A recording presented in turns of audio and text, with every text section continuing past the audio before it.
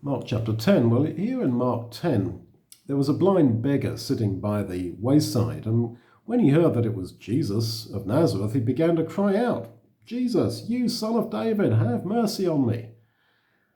The man had many needs. He was poor, that's why he was begging, and he was blind. But out of all those needs, he asked above all things for mercy. We're the same, blind beggars, but our greatest need is for mercy, for forgiveness, for grace, for salvation. Even on our deathbed, our greatest need is not actually for healing or for painkillers. It is for forgiveness, for resurrection, for eternal life. These are precisely the very things which Jesus gives.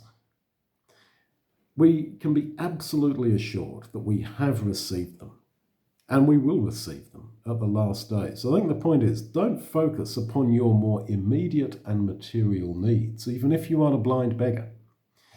God knows about them, but focus upon your greatest needs, for God's mercy upon you as a sinner, for his salvation. And those needs have been met. And that is the good news of the gospel. Notice what Jesus says to the man when they meet. He says, "What will you have me to do for you?" And the blind man said to him, "Rabbi," that is to say, Master, "Rabbi, that I may receive my sight." And Jesus said to him, "Go your way. Your faith has made you whole." It was pretty obvious what the blind man wanted, to receive his sight. But Jesus makes him articulate that, put that into words.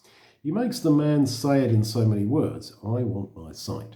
And then Jesus tells the man that his faith has made him whole. And that's the word for saved. His faith had saved him.